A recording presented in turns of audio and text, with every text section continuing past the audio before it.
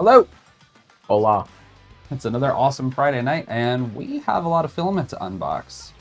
Last week was a lot of fun. We opened 2 brand new 3D printers, and you might be able to hear the P1S running in the background. Now that he has finally embraced the bamboo life, cameraman Beau has chewed through, by my guess, well over 1 kilo of filament this week, and the machine's been running non-stop. How's it been going for you? Pretty great so far. I've done a bunch of random nonsense, obviously. Rem taught me how to make things in vase mode, which was really cool. Because that looks dope. You see here. Let's jump over to the phone camera so you guys can see how gorgeous this filament is. If you remember, in a previous stream, we opened up some beautiful purple rain filament from the awesome people over at Greengate 3D, and that's what this is. This is actually fully recycled PETG. I remember doing that. I did not put 2 and 2 together when you told me to pull that spool off the A1. I did not realize that's what spool that was. I was paying no attention. Is that just because it's just been chilling here? Yes. Yeah. I mean, that's cool that that's fully recycled, though. Yeah. And I think it's cool that there are 3D printing companies out there doing those kind of things. For sure. And the print you're hearing right now, if you can hear the bamboo, is a print bed full of Voron parts for our buddy Nathan. Yeah, he's building an LDO kit Voron 2.4, and gosh, how long? It didn't even take a year of us badgering him, did it? Has it even been a year since he built the V0? You know, I'm not sure. I know that once he was convinced to build a Voron, he kind of went the backwards route. Most folks don't do a V0 for their first Voron build, but Nate did. The reason for that is I guess that the V0 is supposed to be one of the more finicky Voron builds, but I had a lot of fun doing mine, and I know he's been enjoying using the machine enough that now it's time to go for, is he doing 300 millimeter or 350 spec? Do you remember? He's doing a 300. 300. Yeah. I think a 300 makes more sense for most people, right? I think, really, I think the concern was not having anywhere for it to live if he did a 350. Well, there's that, and I mean, he would legitimately have to go buy a separate table for it to live on. Yeah, because the one he's planning to put it on, I don't think would be big enough to hold a 350. No, the other concern is a 350 millimeter Voron. That's just 350 in the build plate. That's not taking into account all of the other space around the print, right? Which, being a Core XY, is not going to be a crazy amount extra. But I think 350 millimeters is where people start to run into issues with their Vorons, and you know, them not being able to take them out of the room that they're built in. Well, also, the bigger you get, especially with a Core XY with, what do they call that, a flying gantry? Yeah. That's a lot of mass you're slinging around. I mean, the bigger you get, you know, when you start slinging your, help me out, x-axis? Print head. Yeah, when you start slinging your print head, but with the rods back and forth, because the bigger it is, the longer those rods are, the more mass you're moving around. You start slinging all that back and forth. And it's not so bad because, so the Voron 2.4 is going to use linear rails instead of a couple of linear rods. So you don't have the weight of having 2 rails, it's just, or I'm sorry, you don't have the weight of having 2 rods, it's just the linear rails. But, I mean, there's things that you can do to compensate for that weight. Given the fact that it's a Core XY machine, that is a lot of, I mean, think about it like, kind of like a 4-wheel drive car in a sense. There's mods that'll actually use 4 steppers to control your X and Y instead of just the 2. But you're moving X and Y with the power of 2-stepper motors. So, Gotcha. So you do have a little bit more pulling power to maneuver it around. That makes sense. And then that's where something like Input Shaper comes into play that helps take the resonance of the machine into account. It kind of configures around that. I watched a video of, it was just a stepper moving something just across the straight line. Mm-hmm. And it had, whatever it moved, they had a spring attached to it and then just like a little platform on top of it. Okay. And it did exactly what I thought it would the first time it moved, and then it said Input Shaper on, and it moved just as fast, and that spring stayed perfectly still. And I was like, no. I rewound the video and had to watch it again. I was like, I couldn't believe it. I would not have believed it until I actually watched that. Do you know who that video is from? I've not seen that. I cannot remember. It was just a clip from somebody else's channel in the video I was watching. Okay. So, in case you guys can't tell, after almost a full year of editing videos for a 3D printing channel, as well as having several 3D printers himself, or experience with several 3D printers, Beau is finally becoming a 3D printer. He's had a printer for over a year and a half, but he's just now that he's got his Bamboo, he finally gets it. And he has become addicted to 3D printing. I heard through the rumor mill today that he's talking about buying an Elegoo. No, it was the Soval that you wanted. The SVO6 Plus. Yes. I'm thinking about it. It's a maybe thing. Hey, Deanna, thanks for hanging out. I believe this week we have resolved all of our audio issues and made some upgrades. I put a lot of work into OBS this afternoon, and I think things are better. We have some new views. We have some new things set up to help to improve the overall experience here, I think. But I'm definitely excited. As far as I'm aware, and we did do quite a bit of testing earlier, we're not fighting the audio issues anymore. I figured out largely how to control the audio better. So I think that's addressed. I hope that's addressed. We sure hope that's addressed. Yeah, I'm really genuinely hoping that it's not a problem and that you guys are hearing things normally. I'm also hoping that we're not clipping in and out too terribly bad, but I think that we had that dialed in pretty good as well. As long as it's set up the way it was when we were testing it earlier, at the end it was coming in clear for me. At least. I didn't change any settings after we kind of nailed it in. The only thing that I was playing with was that last filter thing. But that didn't affect the echoing or anything. Deanna says we sound good. Awesome. Fantastic. That makes me super duper happy because, in case you couldn't tell, that those audio issues were really frustrating last week. So, Beau has gotten so addicted to 3D printing this week that he and our buddy Nate decided that it was going to be a fun idea to place a very large filament order. How many spools of Numakers did you and Nathan order? There should be 20 in those two boxes. So, do we need to inventory these? I mean, I trust them, but I guess that there are spools going in several places, so they're going to need to be kind of divvied and separated out, right? Yeah, I feel like we can do that later. As long as there's 20 spools in the boxes, I think we're good. I'm super excited. It's one of those things where you don't get the opportunity to order a spool of quality filament for $14 very often.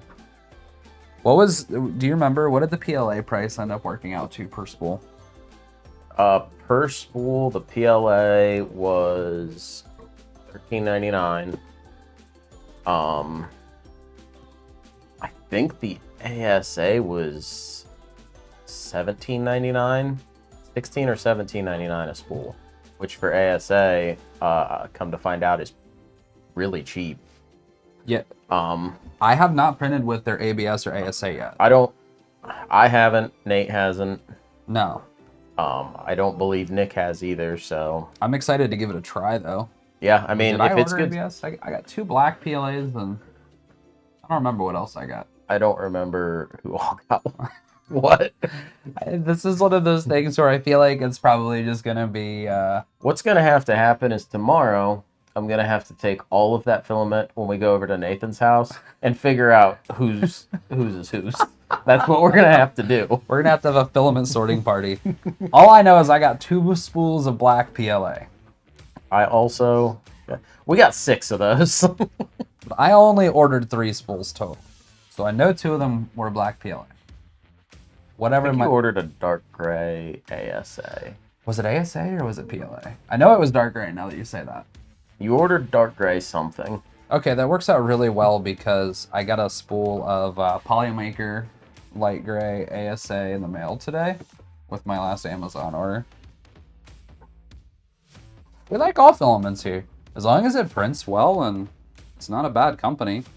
Which, the Numaker's PLA that we've gone through, which we went through quite a bit last year. A lot. For the print drive. So much. And much. I had 0 issues with any of it. I just wish that we had kind of started working with the Numaker stuff a little bit earlier into the print drive. Yes. So that way, I mean, we used a lot of it, but we also used a lot of Polymaker, which is fine by all means. I love Polymaker filament. I mean, I'm looking at 4 spools in front of me right now, plus the one that's on your printer. But I just... Oh, there's 2 more up there. I said I'm looking at. There's a light right there. Fair enough. Builder's Mark says there's so much filament, so little time. Hey, Mark. How you doing, buddy? I agree. So much filament, so little time. It's a good thing these printers are getting faster. Next, we're going to introduce you to large nozzles. You can chug through your filament even faster. I don't think I want to do that. No, I think you need to do that. Oh my gosh. Did you make sure that we weren't doxing ourselves with these boxes? Nope, sure didn't. So you're going to have to rotate them correctly when you put them on the table. Okay, hold on. Mark, how you doing, buddy? Please hold while we have technological differences. Okay, there's one. Not really technological difficulties. I just want to make sure that we're not putting your home address on a live stream. Well, that's fair. See? Mark says you can never have... Oh.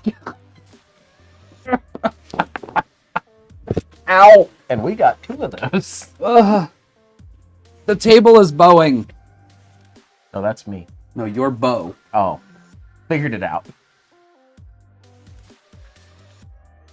So, Deanna says we need sticky notes to just slap over the labels, or we just need to remember to hit them with the heat gun.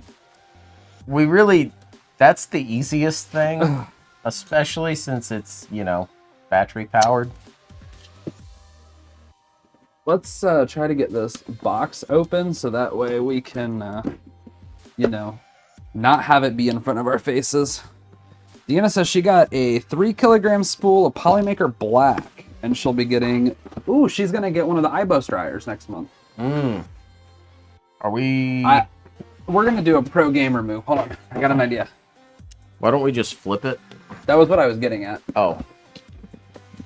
We were just taking different approaches to arrive there. So much filament.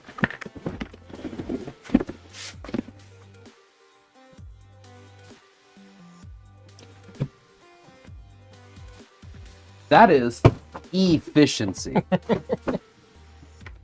You guys see this? This is I'm glad that we went away from the tight angle. This is like a this is like a primo thumbnail right here. That was for me for later so I could screenshot that and use it. What? I wasn't doing anything. God, what are you, my sister? Alright, let's lay these at kind of an angle so we can see what's going on here. Let's see. Mark's running a 0.8 nozzle, and it's going to go to a 1.0.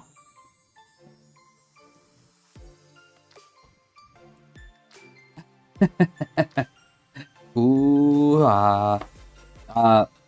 project. Oh, Mark, is that the secret project you were talking about that you can't tell anybody about? I want to see what the I want to see the layer lines of a 1.0 nozzle. I would imagine Yeah, that they're probably pretty thick. those would be some thick boys. There we go. I was out of focus there for a second. Where do we want to start? Did you want to open that one first? It's already a little open. Well, go ahead. Let's open that one first. Let's see what that is.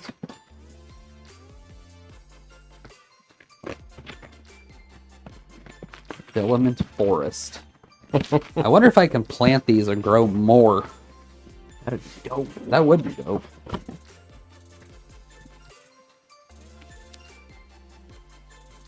There's stickers in every box. Well, there was a sticker in this box. I hope there's stickers in every box. This would be a spool of white. So, Deanna says she missed what the filament is for. Day-to-day printing, mostly. We needed some filament. So, what I love about Numakers is they have discounts based off of the amount that you buy. So when I was buying filament for the print drive, oh, you're not going to open that and show it off? You want them out of the bags? A couple of them at least. We've got 20 kilos of filament here. We should show some stuff to the people. I mean, if you want them out of the bags. So, Is Nick watching? I know don't he know. loves it when I do this. Nick from Polymaker is definitely not watching this stream. So it was honestly just a general bulk order is what this was. Just stocking up on things. That is bright white. Let me see that. That is, in fact, what I wanted. That is super bright. And we were not talking about the same Nick. No.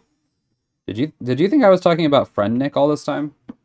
Yeah, when you said it makes him mad when you poke holes in the bags. Oh yeah, no, that's Nick from Polymaker. Yeah, you never specified that. I just assumed that our friend Nick didn't like that. Oh, I'm sure. And Cough says, do it now. Oh, what's up, buddy? Yes, dude, this white is so bright. I should have bought more filament. Oh, man. This is kind of cool, having a pile of filament to go through. There's your white bat. Hey, thanks. Ooh, let's see. Hey, I found all the black filament, and it's all of this right here. This is all the black. So, I think that the black from Numakers is honestly pretty solid. It's pretty hard, I think, these days to have kind of bad filament, but some companies just do it better. And Polymaker is one of those companies that I think does it better. We need a trash box. Just throw it behind you. Okay. And some companies, I think, just do it better overall. Polymaker is a standout because they're so supportive over the community. And they do so many cool things. What did that other sticker that you just had say? Because this one asks if I've hugged my printer today. This one says print like a boss. Oh, we should see how many different ones there are. That's dope. Like Pokemon cards. We got to catch them all. Okay.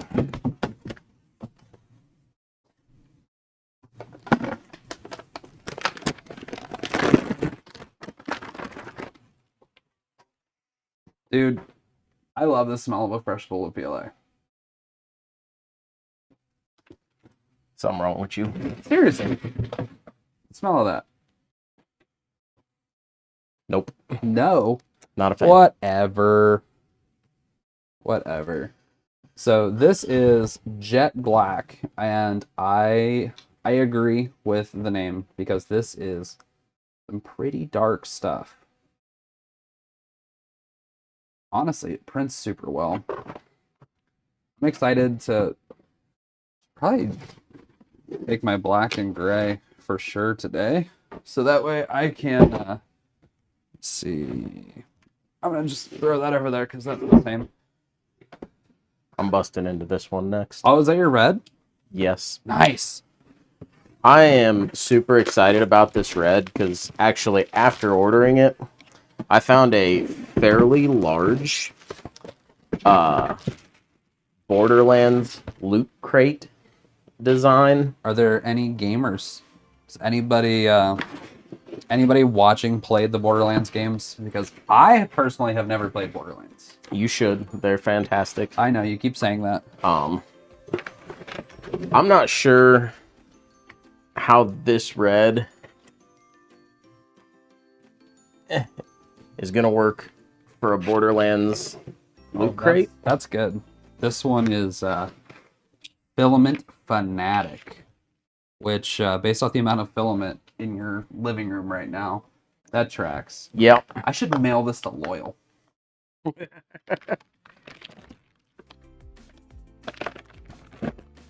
These are cool. Oh, I should. So if anybody does play Borderlands, this is a wee touch on the bright side of red. Let's see which camera. But I'm still going to use it. Okay, we're on the face camera right now. Let me throw the phone up for you so you can show it off. I wish you'd make up your mind. So yeah, this is a little brighter maybe. Being said, this is a really good looking red. It's hard to tell though. The on the spool color is very different from the final printed color. I'm super excited to see what this looks like. So am I. But because the last spool of red that we had purchased is the one that we shipped to James. We shipped that one to Simply Healthy. I was gonna say I thought we had a spool of this before, but I could not remember what happened to it. Also, I lied. I just realized I want to see what all the stickers are. And since the filament's in your house, Nathan doesn't necessarily get a vote on whether he gets to keep his stickers or not.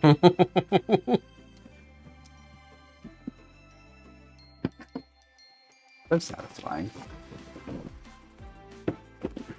Let's see here.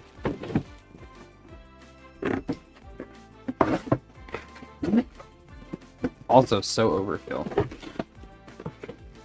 Another have you hug your printer today. Okay. Where are we putting these? I've got 3 over here. I'll make a pile.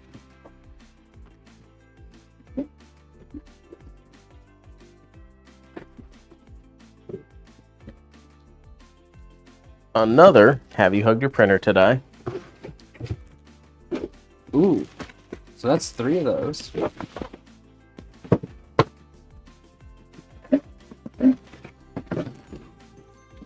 I feel like a kid at Christmas.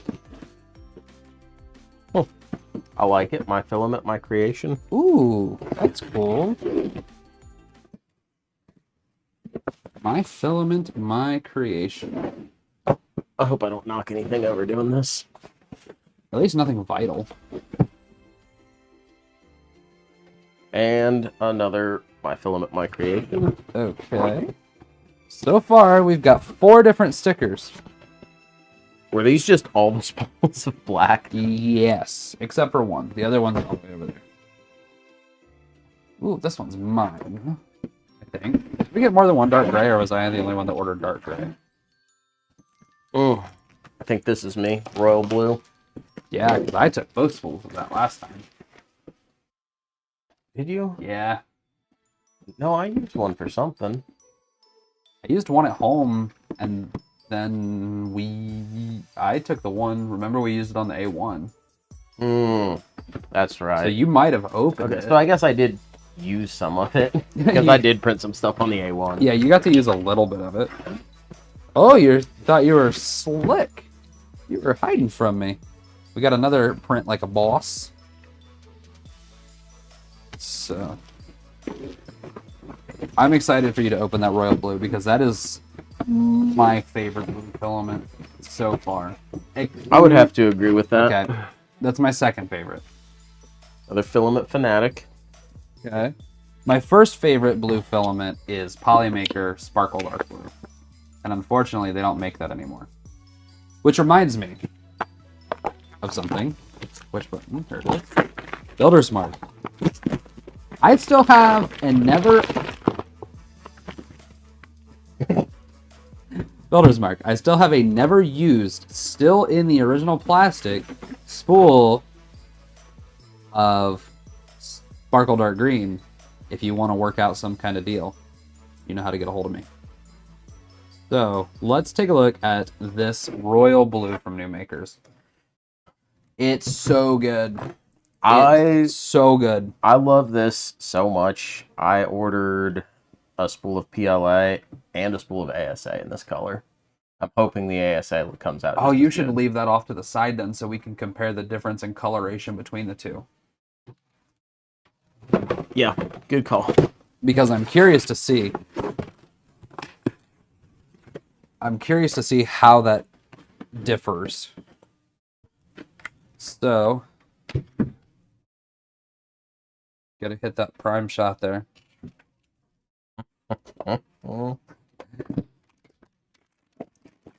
Really tear into that. Oh, That's a good gray. The dark gray is my jam. That is a really good gray. So, the one thing, okay, I have some kind of mixed emotions about this as a general statement. So, Numakers, they're still using plastic spools. Now, I am a big fan of all the companies that have switched over to running cardboard spools of filament because it is less plastic waste product. But on the flip side of that, the plastic spools are just, they're more rugged, they're more resilient, and the plastic spools don't leave dust everywhere. So if you print with a lot of cardboard spools, I'm sure you're probably starting to notice some dust accumulating around your printer where your spool holder is, and that's largely cardboard dust.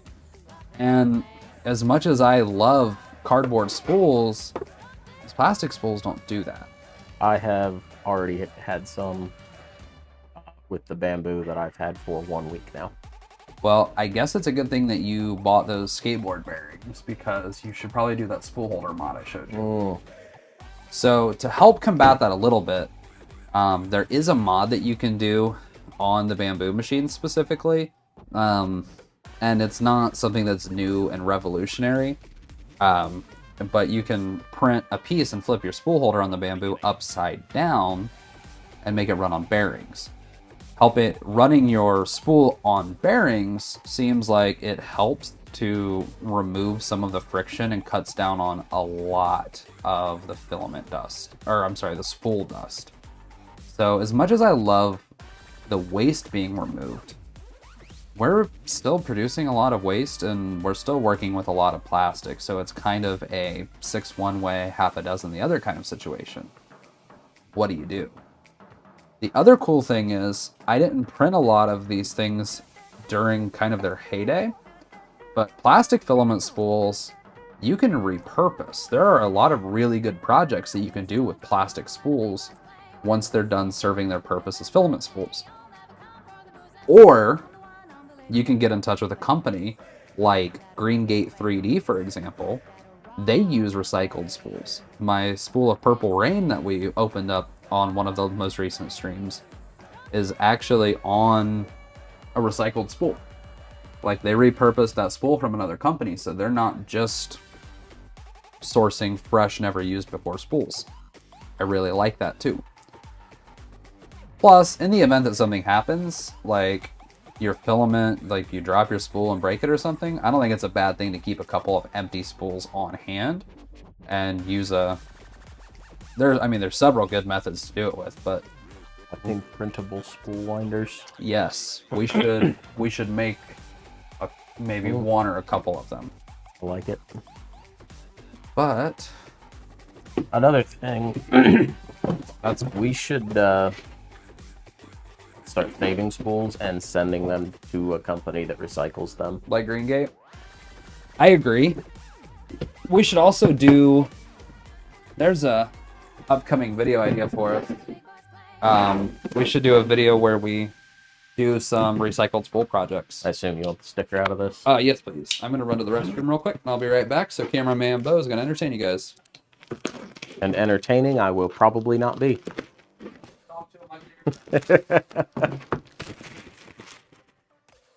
I would love to see chat right now, but Rem has left it in a way that I cannot. Oh, there it is. How about that? There's chat. There's friends.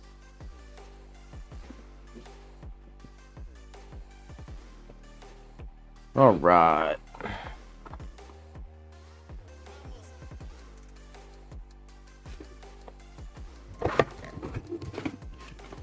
I assume we're still on the cam up here, so you probably won't be able to read this, but it says addicted to Numaker's filament, which, based on looking around this room, seems to be kind of true. So yeah, I think it's really cool that every spool comes with a sticker in it, because I've got a couple of things around my house that I just, if I get a sticker from anything that I have bought or just find a random sticker, I just put stickers on stuff. So anything that comes with stickers is awesome for me because I love it. What is this? Another spool of black? Another spool of black. The pile is getting fairly large under the table.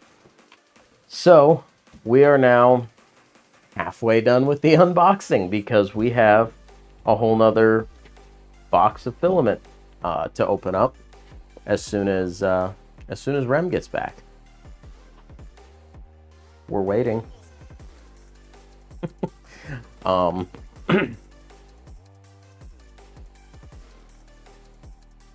Hey, you're back. Yeah. And your front too. Gee. I had to take that pullover off. It is warm in here. It got up to 60 degrees where we live today, which is awesome because not only did I get to ride my motorcycle this morning, I also got to take the top down on the Bronco and drive that around for a while. And that was pretty nice. So that was fun. So what do we get? Addicted to Numaker's filament. Nice. So we're up to 5 different stickers. I wonder how many there are total. I feel like we have the best sample size possible to discover them all. Well, give it probably a month or so, and at least me and Nate will probably be putting in another order. When are you getting your next bamboo? Let me ask you this. I don't want to talk about it. So let me ask you this there, cameraman Biwa. Are you trying to decide on spending the little money to get the SVO6 Plus like mine? Or are you going to hold out and see what the new bamboo release is and maybe get the new mainline bamboo printer? They said the next one's going to be a flagship, and they told Stefan that sounds like it's going to be the big one. So my thought process on getting an SVO6 Plus is, one, anytime we're doing anything like the print drive where we're trying to run off a ton of parts all at the same time, one of the easiest ways to do that, particularly for me, given that I work a 11 to 12 hour day, bigger build plate. Because I can put more things on it, and oh no, it went from a 7-hour print to a 10-hour print. Well, start it before I go to work. It'll still be done when I get home. That's and like when more things are printed. I mean, that's like when I said that a 4-hour print and an 8-hour print are the same if you're going to bed. When we did the video about resources and we talked about time being the biggest resource you have in 3D printing. Right. If you're going to bed or you're going to work and your printer's running, a 4-hour 3D print takes you the same amount of time to complete as an 8-hour 3D print if you have an 8.5 hour gap before you can interact with your printer again. So why not double that time and let it go? So that was kind of my thought process there with the SVO6 Plus, because they actually have a deal right now, which I'm not going to order it right now, but they have a deal going on right now on Sovel's website directly from them. The SVO6 Plus with the clipper screen is $379. Dude, that's a good deal. Well, you know what Being said, on Amazon, like normal price is like $20 more than that for both of those things. You know, the other option is I already have an SV06 Plus, and it spends most of its time right now collecting dust because I don't do a lot of big printing, but I was able to grab the machine for free from a Facebook Marketplace deal. So I got an SV06 Plus for free. Why don't we bring that over here and chuck upstairs in the spare room and still put the clipper screen on it, and maybe we grab a cheap webcam too. So that way it has print monitoring, and we can do a video about the clipper screen for the Sobol machines. It's not a bad idea. So that saves you $380. Well, it saves me about $300. Still got to buy the clipper screen. Okay, well, just so you know, so I know that you know, it's mostly going to collect dust up there too. It's just when we're doing something where we need to rack off a bunch of parts, the print drive, excuse me, that'll be really nice to have. okay, yeah, exactly. At which point I might start some money aside for the new bamboo. I didn't say that out loud. Mark, nobody heard me. You heard him. He wants another bamboo. We know what to do. We know what it's like when he's interested. So, real quick before we keep going, say hi to a couple of people. Buddha3D says that the SV06 Plus on Clipper is a really nice machine. And I'm inclined to agree because I've gotten some decent speeds out of it, and it prints really well with a 0.6 nozzle. Our friend Nathan, who is one of our awesome YouTube members, actually has the OG SV06 that I helped him put Clipper on the hard way, using a Raspberry Pi. And it prints amazing. He loves it. He's ran Input Shaper, and he actually printed all the parts for the first iteration of his V0 on it with a homemade enclosure. So I can only imagine that the bigger machine would be even better.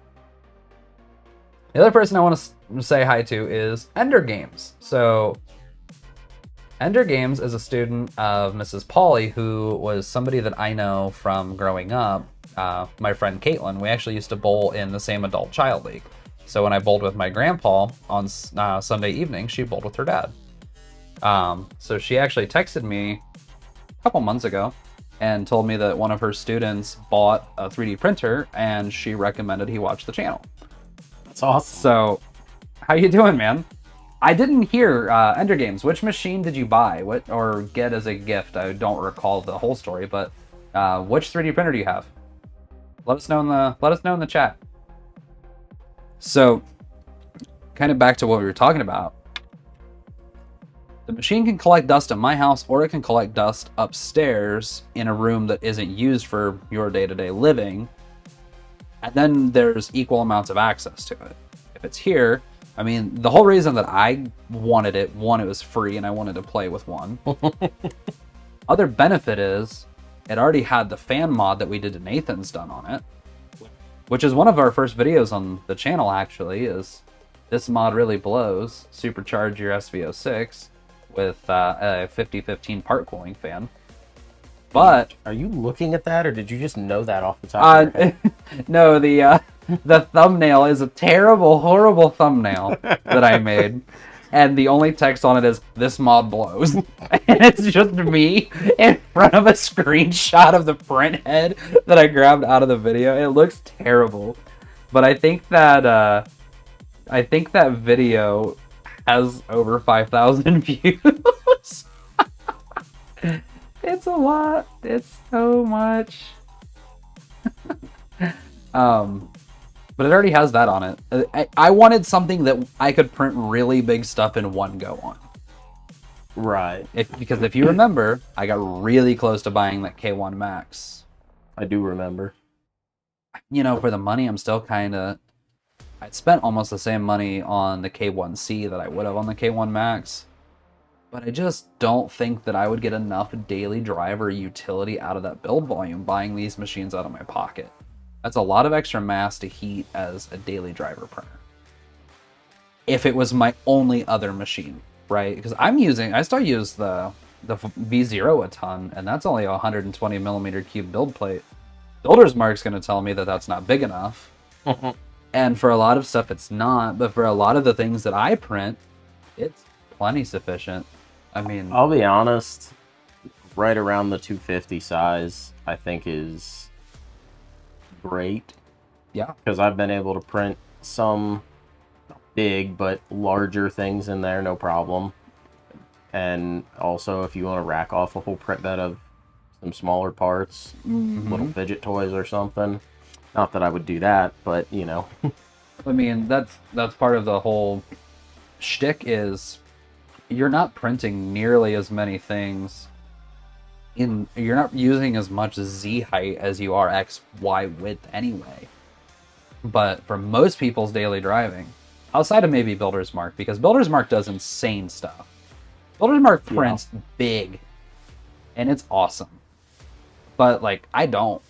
Now, maybe if we did more cosplay stuff, which we had an idea for that the other night, we're going to print a really cool helmet from a pretty popular TV show.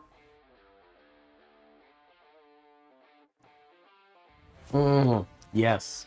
And we're going to do a video where we try to learn how to finish these helmets and go through all the horribleness of sanding. I hate sanding anything. I like sanding. I'll do it. I know you do. This fool just sands things for fun.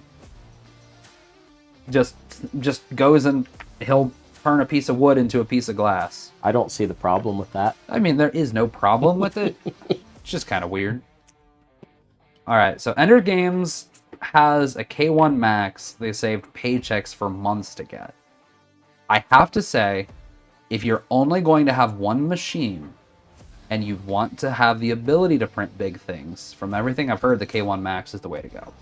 I'll be honest, props to you for actually saving up and getting the machine you wanted to get. We're actually I'm currently editing a new video where one of the things that Rem talks about in the video is being patient, saving your money, and buying the machine you actually want to buy so that you don't do what I kind of did when I first got into it, which was what I did. Buy a machine that was, I don't want to say it wasn't a good machine, but it was a basic bed slinger, and I had a few issues from time to time. I wasn't getting great quality prints off of it, and it's been collecting dust since the print drive. I would like to point out, though, at that point in time, you were still refusing to learn about 3D printing and machine maintenance. Because that was a good machine. It was one of my best, which is why that's the one I sold to you. I mean, part of that is, as time goes on, better options have become available. Significantly. That machine's like 3 years old. So, I mean, that is part of it. But now, with the options that are available, buying something that isn't what you want and then letting it collect dust is kind of silly. So, again, props to you for saving up and waiting and buying the machine that you wanted, because you're probably going to get a lot more enjoyment out of it than if you had just said, I want a machine now, and found a deal on a used kind of junky beat up, you know, Ender 3 or whatever that you don't like. Right. I mean, that's 100% of the things that, I mean, that's exactly what I did. When I started 3D printing, the dream machine was the newly released Prusa Mark III or a Creality CR10.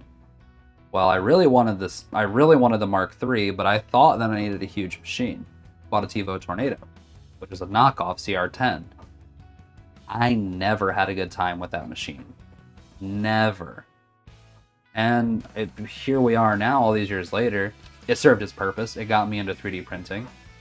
But I spent more money and more time in parts, energy, labor, tuning on that stupid Tornado than if I would have just saved up an extra couple months and just bought the Mark III I wanted in the first place.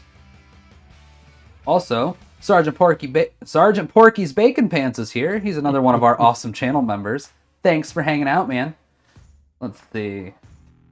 $7.25 an hour, so it took a few months, 20 to 20 hours a week. That's awesome. What kind of stuff are you printing? Are you utilizing Ender's Game? Are you utilizing the volume of the machine?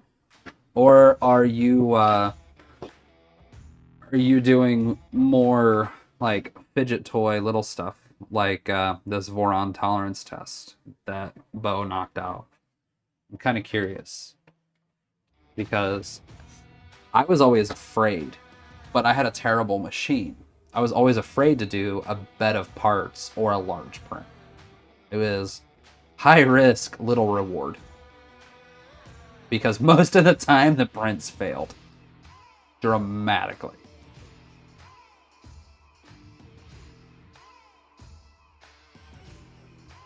Aw. Well, Ender Game said we made his day by giving me a compliment. That's awesome. We're here to entertain. We're here to make the people happy. Woo. All right. So, you guys want to get into some more filament? Because we have another box that I'm really eager to get into. Do you want to get into the rest of the filament? You know, I think most of the colorful stuff is going to be in that box because there were 10 spools in the first box and 6 of them were black. One of them was white, one of them was gray. That was our Moody box. The red one was in there too.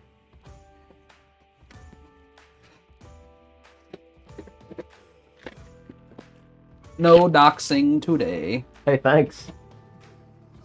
Hey, look, I also did something with my trash other than just throw it on your floor and go home. Yeah, Rem has a bad habit of making a mess of my house and then just leaving. I have a bad habit of making a mess everywhere I go and leaving.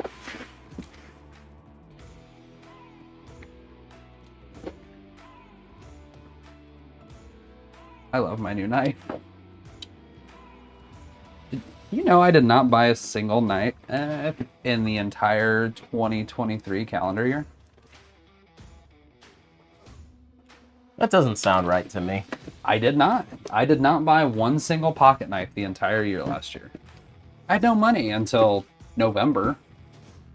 Well, that's true. All right. Oh, there's some of them. Oh, yes.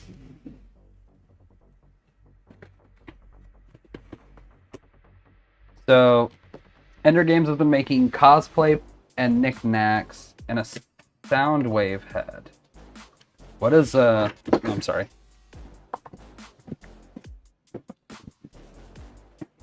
Deanna said that we make every Wednesday. Oh, that's so sweet. Deanna, you're such a sweetheart. Conveniently. Now I'm gonna have a box I can put all of Nathan's printed parts in. I just put printed parts in filament boxes. Well, I've got some of those too. Do you? I don't think you have very many. I actually have 2 empty ones over there already. I don't think there are any. Is there an update on the Maker Shed? Ooh. The Maker Shed is currently full of stuff. The update is not until it gets nice out. So here's the issue. Here's the issue. Today is the first nice day that we've had since November. When did we stop filming outside? It was before Thanksgiving because it just got cold. Yeah. It was never like gross weather. We only had like 3 big snows here, but it was too cold to film outside. Well, especially because we usually, I mean, a lot of times we're filming later than this. Yeah. So it was dropping down to like the high 20s, low 30s. Yeah. And then there was the whole kerosene fire incident. Still pretty bummed about that. I'm just glad that we got the Voron built outside first because that would have been a nightmare to have to move that build. saw it. Yeah, Nate ordered one of those as well. So it seems like the weather is kind of starting to break. Yeah, Mark, I know it was full of stuff, but when I say stuff, I mean the floor is limited access right now. So I have a bunch of like sorting and organizing that I need to do out there, and from there we can kind of move forward, because I kind of have visions in my head of like a proper studio setup, and like I struggle with actually being like imaginative. It's very hard for me to close my eyes and dream up a picture of something. But I kind of know in my head, what I want it to look like. Mark still has that heater. The only problem is it's 240. Mark, I'm not an electrician, but I heard that you can bridge 120 to make 240 out of your breaker box. I've heard of people doing that with mini splits. Do you have any knowledge in that field? I know you are a self-described jack of all trades.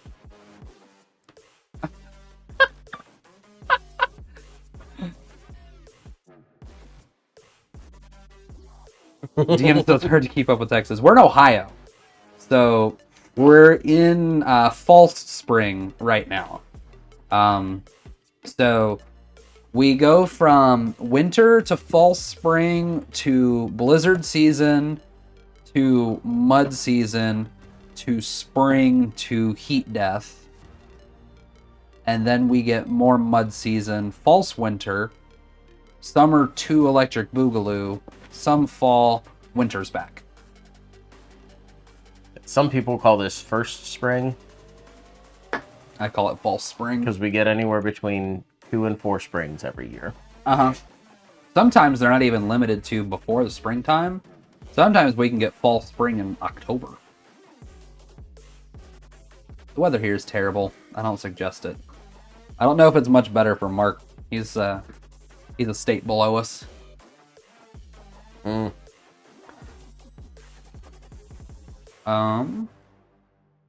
Yep. As in the old Kentucky? Mm-hmm. Yeah, it's not much better down there. No, I didn't figure. I drive down there every day. It's not much better down there. That's true. Might have to send you to Mark's to get that heater.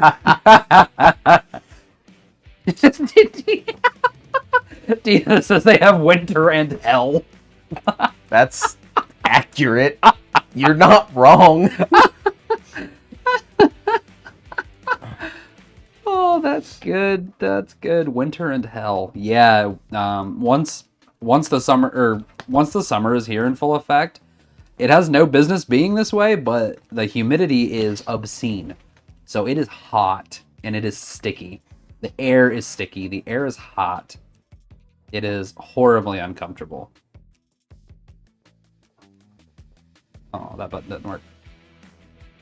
All right, you guys want to see some more filament?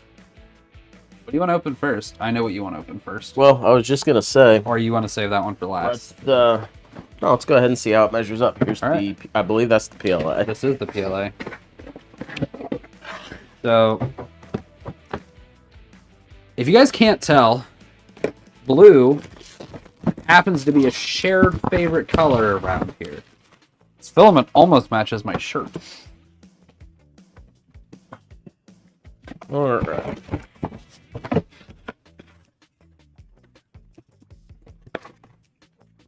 And we got... Ender Games. That sounds a lot like our friend Nate. Print Like a Boss. I think we've seen that one. Yeah, we have in fact seen Print Like a Boss. Our friend Nate runs terrifyingly hot as well. I've seen him sweat standing outside and it's 40 degrees. I can see a difference. Albeit slight.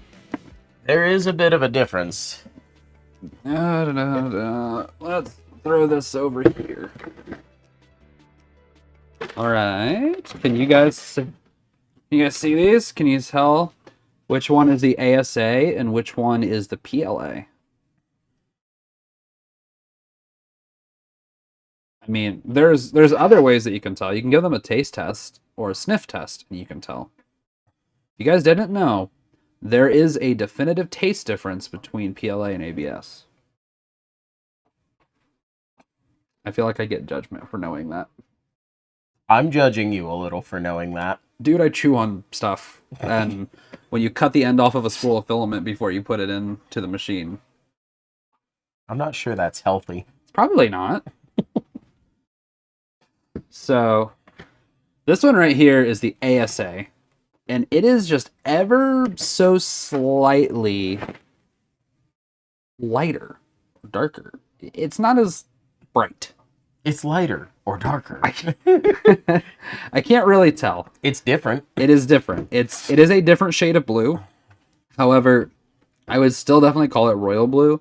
And I think the ASA, at least on the spool, I think that matches the blue of the channel art better. It's almost more pale, like it's not as saturated, might be. Yeah, that's a good way to say it. It's not quite as saturated. It's still phenomenal, and I think it matches the logo better. I'm excited to print out of both of them. Yeah, I'm excited to see how that ASA is printed, and now I'm kind of sad that I didn't buy more filament.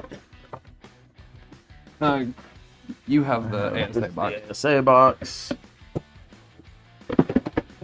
PLA box.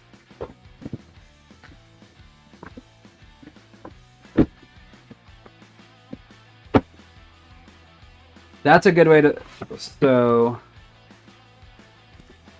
Let's see. Sweating in 40 is probably high blood pressure. I have no doubt that man has high blood pressure. He absolutely has high blood pressure. But he can pass the DOT physical, so it's not that high. Let's see. Yeah, it does seem to have less of a sheen to it. There, Sergeant Porky's bacon pants. It does seem to have less of a sheen to it. I'm really excited. Definitely going to have to do a side-by-side something cool. Also, we have so much blue filament. 1, 2. There's like 6 spools of blue filament in this room alone. Varying degrees of openness. Yes, Builder's Mark says, always vent with ASA filament. Strongly agree. You need to have good filtration, and that is not a filament that you want to print in the room that you're going to be sleeping in. So what's cool about like the P1S is it does have active air filtration, and the K1C does too, has a charcoal filter. However, I was not impressed by the charcoal filter. It is not great, so I'm probably going to end up, after the review, DIYing a solution for that. Come here, buddy. Come here. Come say hi to the people. Come here. Say hi to the people. This is Diesel. He likes to hang out and help. Yeah, he's helpful, all right. He is helpful, just like how cute he is. Cute dogs get views, man. Cute dogs get views. Although he does try to jump on the table. Yes, I know. You're a good boy. All right. Your time is done. You're too heavy. You're too heavy. All right, go on. Go on. Let's see. One of my favorite filaments I have used is the dark blue that sparkles. Do you know which sparkly dark blue? Because I have printed several of them, and it is awesome. Blue isn't bad, though. It's great. No. Blue is great. Alright, so... I suppose I'll go ahead and scavenge the sticker out of this. Yes. Rust copper. Oh. Even though we just did this, like, was this Sunday we did this? I think it was Saturday. I don't remember what's in most of these. We need a we need a bang command for pupper treats. Okay.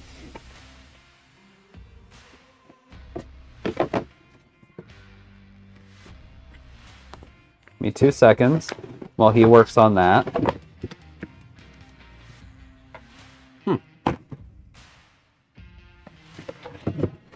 Is that a new one? Oh, it still is a sticker. I was about to be disappointed. This is just a Numaker sticker.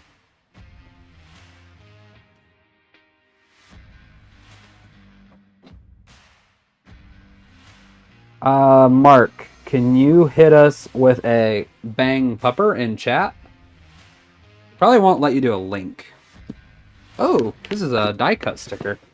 So this one is a die cut Numaker sticker, and it's got like a matte finish to it.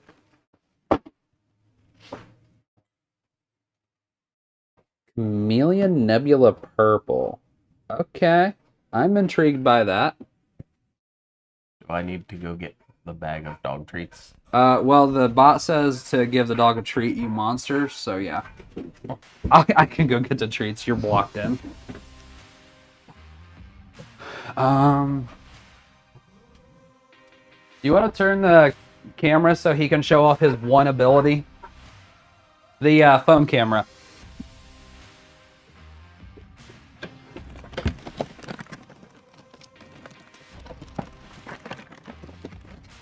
Where do you want it? What? I said, where do you want it? Space it over here. And, oh, we're already on the phone cam. hit the transition button. Okay. You ready? Well, now I'm not sure because now it says face cam. That's because that was the previous one. Ah. Do you want me to come verify? Yes. Okay. Stay. I know. You're being good boy. Let's see. Yep. One phone camera. Come here. Come here. Do your one trick. So, Diesel has a special ability that he can catch anything that you throw at him as long as he thinks he's going to eat it. Yeah, as long as he thinks it's food. If it's something that he's not convinced he'll eat... Last one, buddy. Good boy. If he's not convinced he'll eat it... Hold on. Yeah, that's fine, I guess. I was gonna change that before we gave people motion sickness. Sorry about the motion sickness, people. It was an accident. So, if it's... he won't catch, like, when you throw Doritos and stuff at him until he's convinced he'll eat the Dorito. If you guys have ever seen a dog that turns down chips until they're certain they like the flavor, it's him.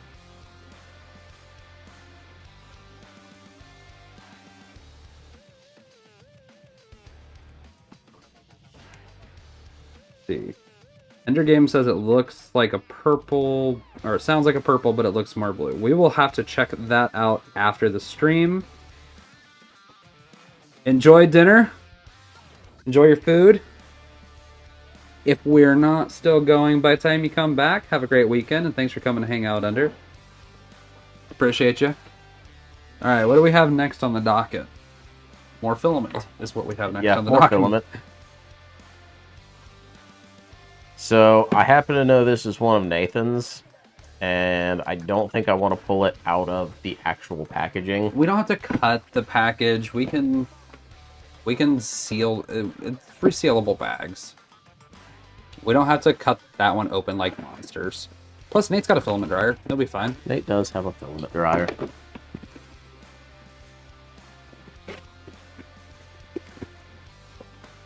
So this is another ASA, I believe. It sure is. Yes, indeedy.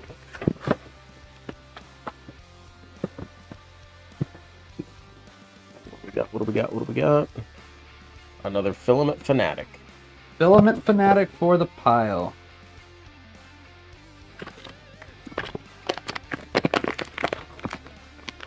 So, if you guys live in an area in the world where it is humid, more humid than here, or your home is more humid, then you might be so inclined to not open these filament bags like a heathen, and once he's done cutting it open with a knife instead of scissors, we'll show you what you can do. They are actually, go ahead and pull that up on the view there a little better. They're Ziploc bags. They're resealable. Just like Polymaker, which is really nice. Oh my. I believe they call this grass green. That is very vibrant. Wow. That is in fact grass green. There are... Oh, my phone's over there. Do you have your phone handy? I do. There's going to scan the QR code? Yeah, I want to see if that's an internal use QR code or if that's a customer use QR code. Because Filament has QR codes on their spools where you can track batch information. Just takes you to the website. Okay, that's pretty cool. But holy cow, guys, look how vibrant that is. That is greener than my grass. I've never seen grass that green before. I have, just not here. I hurt my shoulder. Oh yeah, that's good. That is good stuff. I'm excited to see him print that. Yeah. Yeah, this is another one that I don't think he's got anything specific in mind for this. Well, that's the thing is, it's nice to just buy some random colors and filament and just have them on hand. It is nice to just have random colored spools on hand because you never know what you're going to want to go into.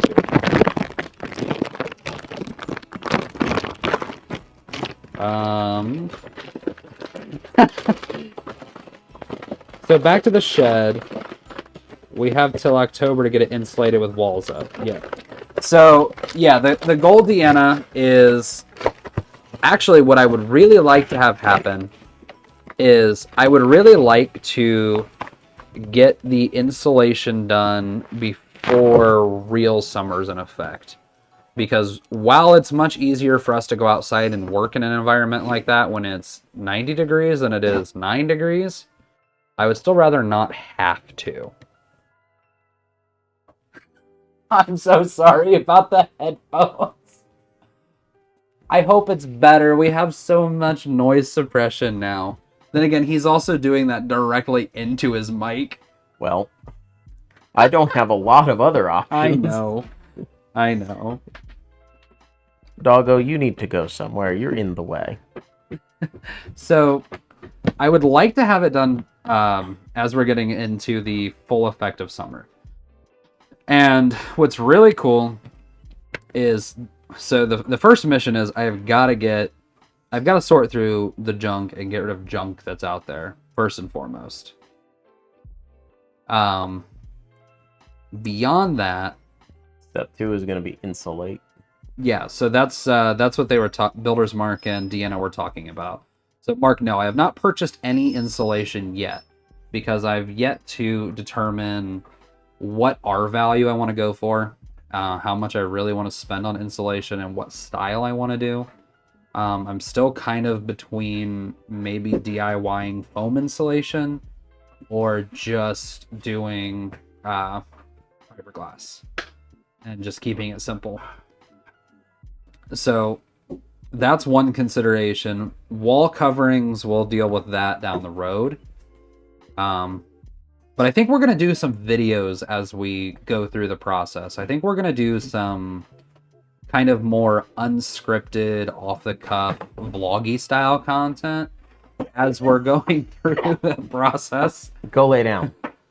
Hey, Go James. lay down. Thanks for joining in. Where's your toy? Let's go find your toy. Put the cheese whiz in it. All right, I'll get the cheese whiz. That'll keep him busy for a while. Is that in the treat cabinet? Should be sitting on top of it. Oh, perfect. Look what I got, buddy. There you go, dude. Yeah, he has one of those Kong toys that's like hollow in the middle.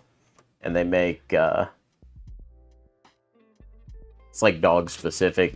but it's the same thing as Cheese Whiz, but it's formulated for dogs in some way.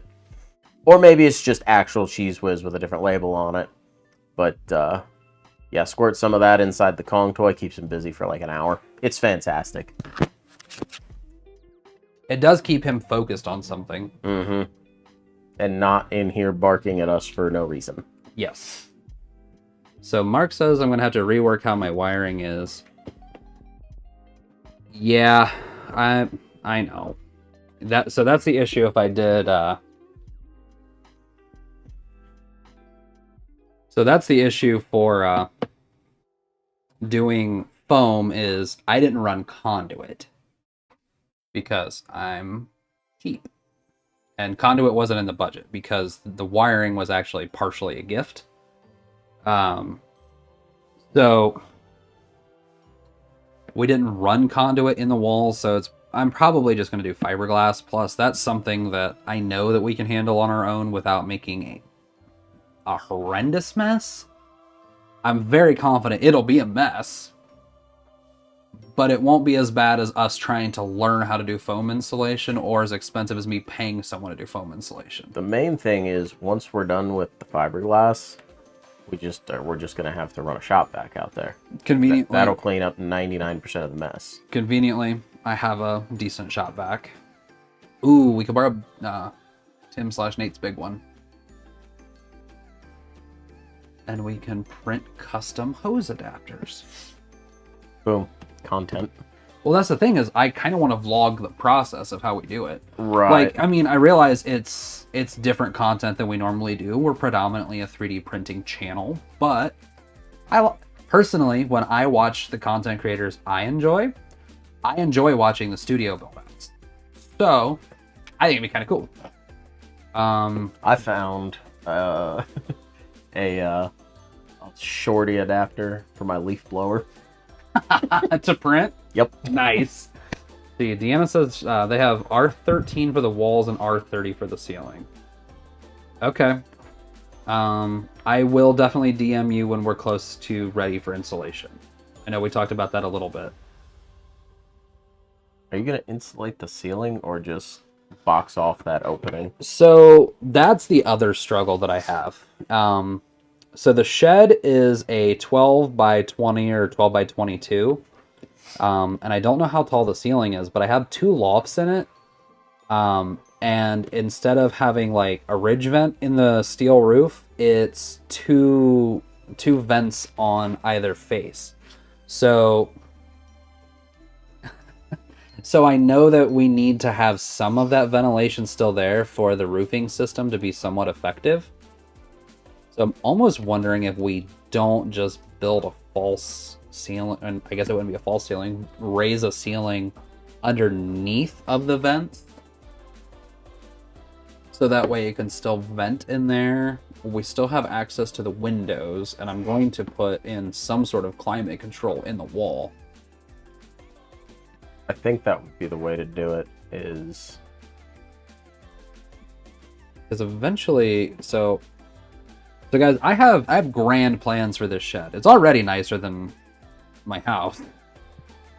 That's a different story. Out of here. You go right ahead. So I have grand plans for this shed. I'm hoping that within the next year, you guys are going to get some content on the full studio build out. And then it's actually pretty close to my fire pit. So I want to do some patio stuff.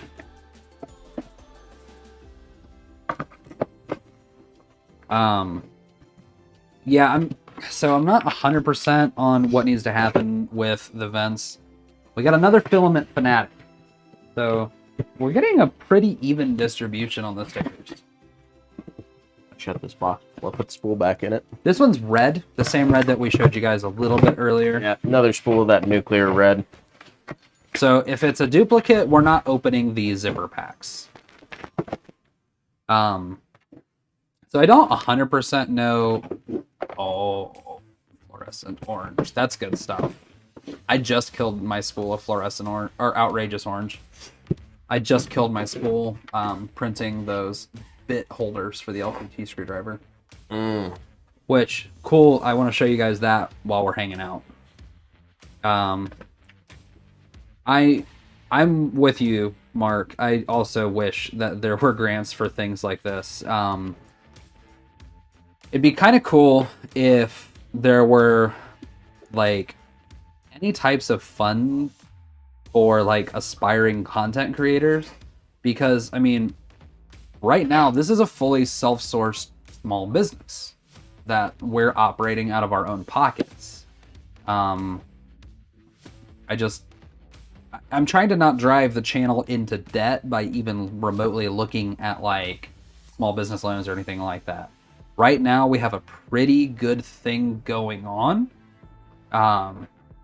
Nothing that we have purchased has driven anybody into debt that we weren't going to incur in other dumb ways. At least this is being productive. And this is putting us both on a journey that we're trying to be on, right? Like, I have a lot of fun making these videos, and I'm having more fun with each one we do, these live streams. It's really cool to just sit here and talk to you guys for a couple hours on a Friday night. I've been enjoying these. And the recap on last week's live stream, it's got like 1,000 views. People just going back and rewatching it. That's super exciting. Yeah, we're trying to play it smart, and fund projects as we go. The cool thing is, the big difference now versus last year is I have a way better day job, and I've had some pretty good months under my belt. So in addition to fishing myself out of some holes I had to dig myself into last year, I think that you're going to see a lot of growth in the channel this year. Like, I would like for us to be able to acquire or find better ways to utilize some additional cameras so we can get some more angles and have more in-depth shots. But my number one priority from the channel perspective, and it's because it does add additional value to other areas of my life, is the studio build out in the shed. And I'm really hoping that this year we can have some really awesome videos on that. And before 2024 ends, we will be streaming and filming full time in the Maker Shed, and we can do that year round, which is probably going to involve having to throw some gravel and other such stuff in. Another big bonus with getting that done is that you can low-key, once it's insulated and temp controlled, run a print farm out there if you want to. I could, and that's a potential.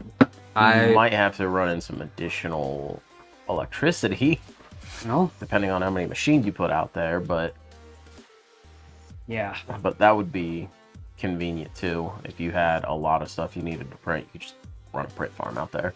Well, I've been toying around. That's a cool idea, Deanna. I hadn't thought about that. I mean, I've been trying. I don't want to feel like I'm asking people for things. I don't want to feel like I'm asking anybody to come out of their pocket to try to fund my endeavors. I know what it feels like to want to support content creators that you enjoy, which is something that I am passionate about. I like to give away as many subs on Twitch to Loyal and Patrick W3D as I can afford as part of my monthly fund budget I allot myself, because I believe in the mission and I think it's great to be able to support creators. I don't know, this is kind of new. We talked a little bit about channel memberships before, and it's exciting, but it's also kind of nerve-wracking, because we're starting to make some promises to you guys, our awesome viewers, but what that means is we have to deliver on those promises. We have to do the things that we're talking about doing. And I don't want anybody to ever be disappointed in anything that we're doing here from a content and how we treat the fans kind of perspective. So I don't know, it's not to mention, for me, one of my biggest concerns is what are we offering in turn for? I mean, we're never going to sit here and be like, please give us money. Please give us money. But we have channel memberships available, which is, in a way, us kind of asking people for money. So it wasn't an easy decision for us to turn that on. It wasn't, and my biggest concern with it is, are we generating value for the people who do want to contribute? Mark, I definitely need I definitely need a Menards wish list. But that's just one of the biggest issues for me is, if we're gonna have people giving us money to run this channel, we need to be generating value for those people in some way. So that's another thing that we've kind of been trying to work on is, I'm sure you guys have noticed, Menards is another Lowe's or Home Depot type store. Imagine if Lowe's and Walmart had a weird baby and you got Menards. Stephen Poole, what's up, man?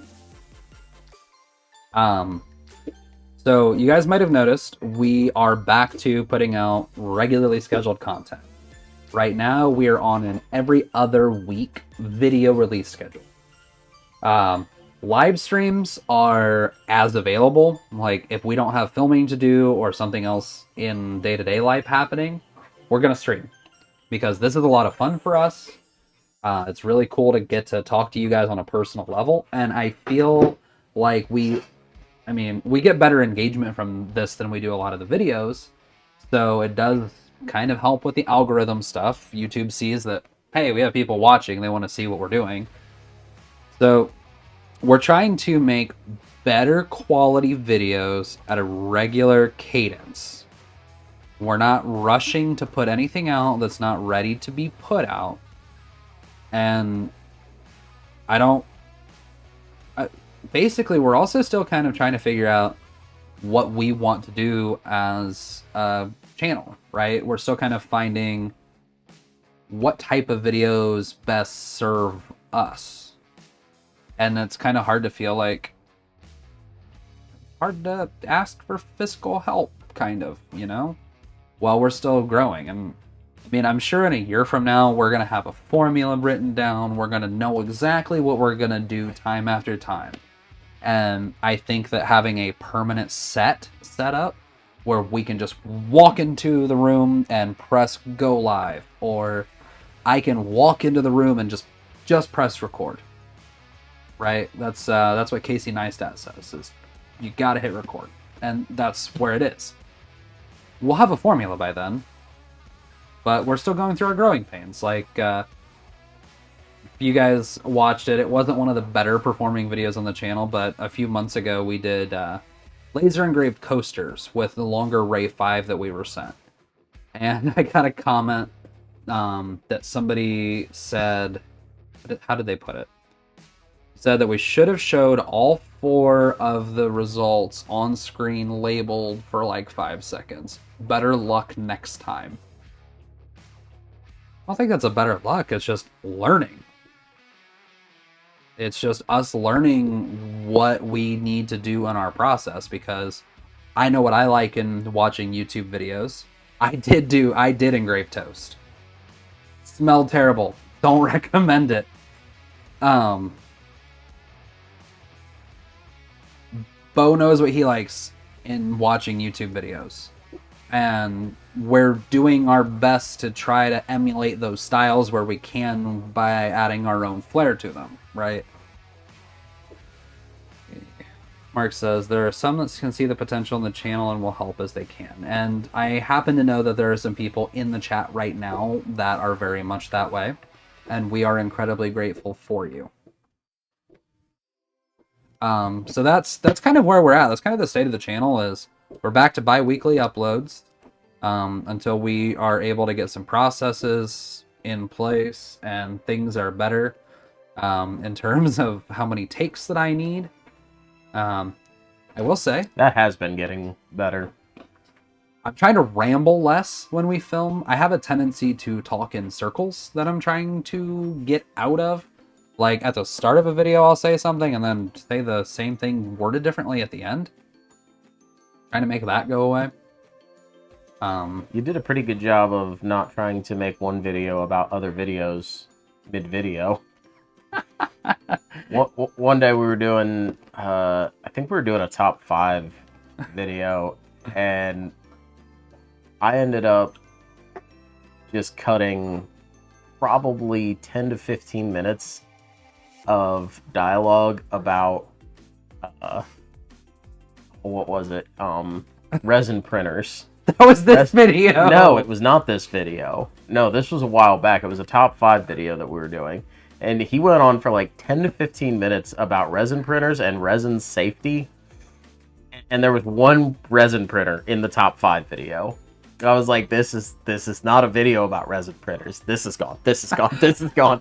Just cutting stuff out.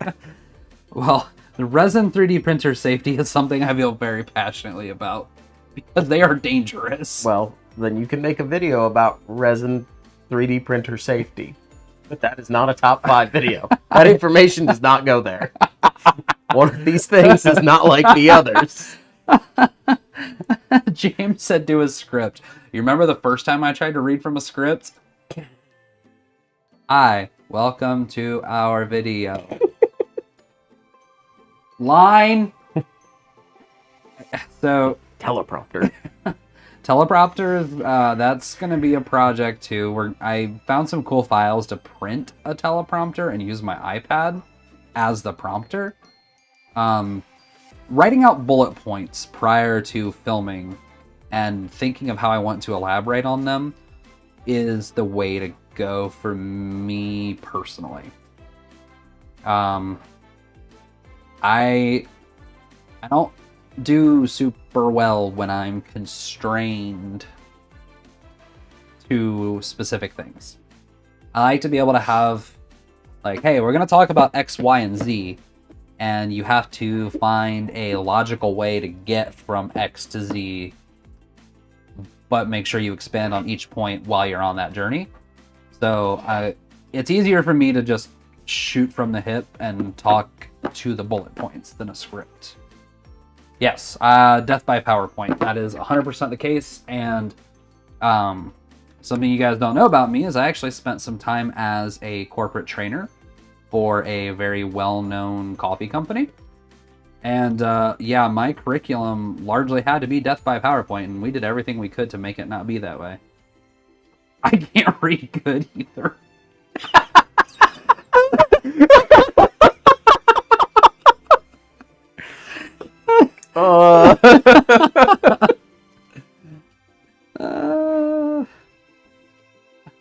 I, while editing videos and putting like notes on screen and stuff, will regularly turn around and ask Rem how to spell a super common word because I'm so bad at spelling.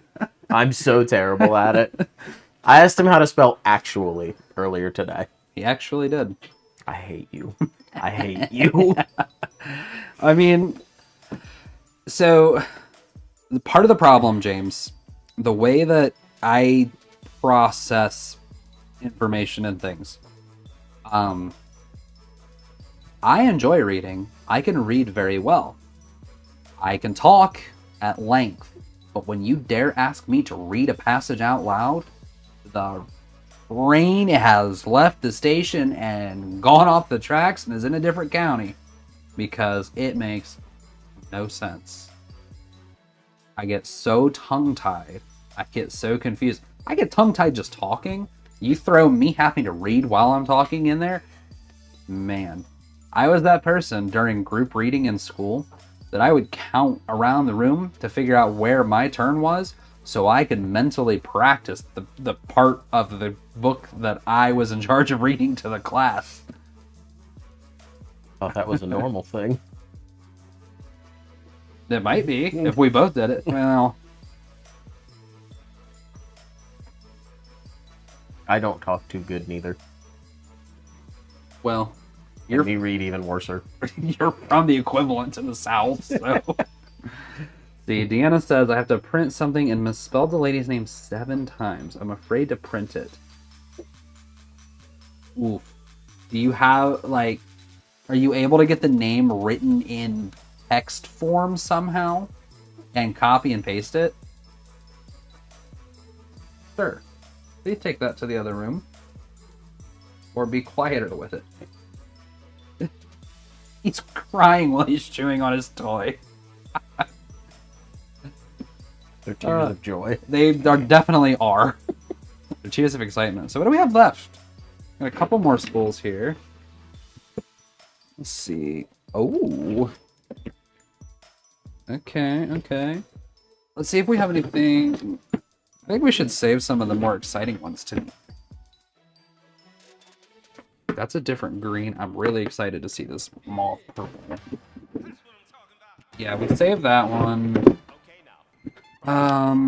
Okay, let's do these two next. And then we're gonna have to do another compare and contrast. I didn't think you could hear the chewing or the crying. It was just kind of comical. I've got one of my open ones over here. The black? Yeah. All right, let's go ahead and do that then. So, up next, we have another spool of black, but it's the same pitch black, but it's ASA. So, again, interested to see if there's a visible difference right off the rip in the two of these. I'm sure there's going to be a little bit of difference, and part of that is just part of the... Okay. Now that's interesting. Yeah, why is that like that? That's different. All right, we've got another Addicted to Numaker's Filament sticker. That one is resealable. Is that you or Nate's? I don't remember.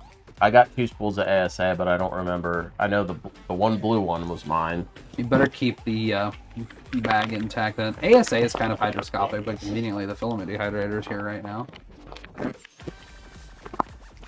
That thing is under intense seal.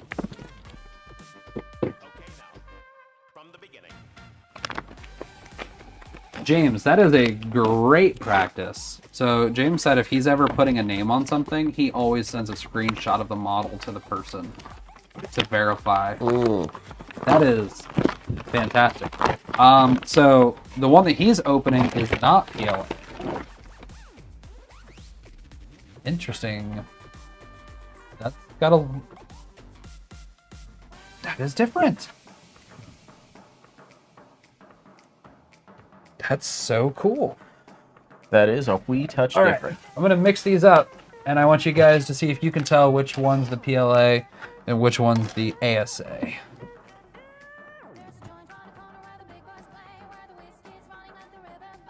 So, these are both color jet black, and there is just an ever so slight difference. Wait a minute. Is the PLA called jet black? I believe this ASA is actually called pitch black. PLA might be called pitch black too. Now I'm curious because technically if they're named differently. Well, then this comparison's a moot point. Yeah. That's... Nope, this is also pitch black. Okay. Which coincidentally, pitch black is the best flavor of Mountain Dew. Correct. And I'm ready to fight people on that. Correct. Also, you guys would be really proud of me. I've only had 2 Mountain Dews in the last 14 days, and one of them took me 2 full days to drink. So, drinking water and switching to energy drinks is helping me cut back on the Mountain Dew a lot. I'm really trying. All right. Let's go ahead. Let's see those guesses. Which one is ASA? I shall return shortly.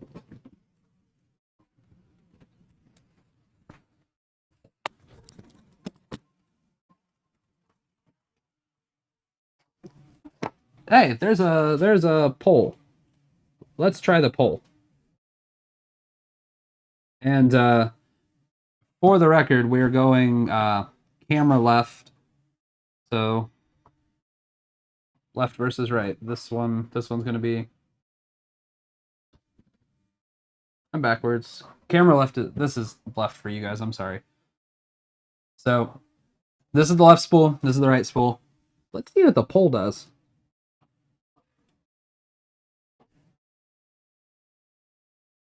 Left spool, right spool. This one right here is left. This one right here is right.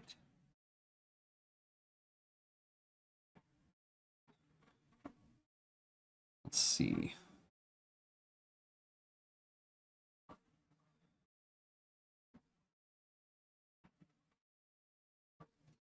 Like live wire and the mango one. Watch hand is left us. Yes, this is left.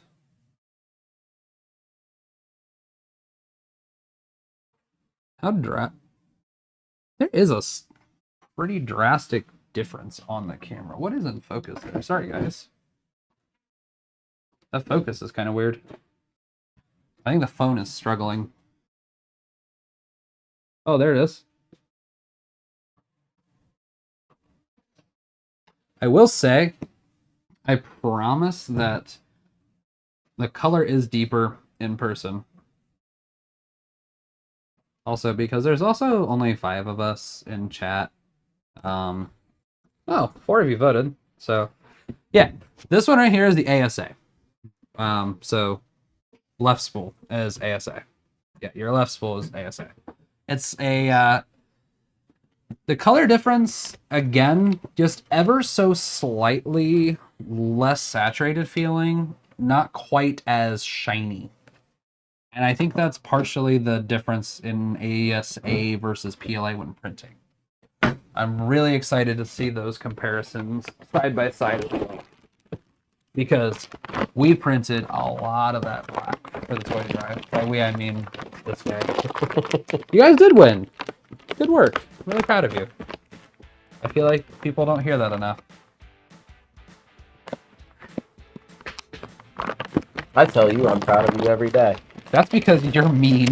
But usually it's because you did something silly. It's because you're bullying me. That's fine. I weaponize these guys against you to cyberbully you and spending money. That is true. You guys are filament experts. What to do with these stickers? Well, Nate's gonna want at least some of them. This did not go back in the package the way it came out of the package. That foil bag. That was a little different.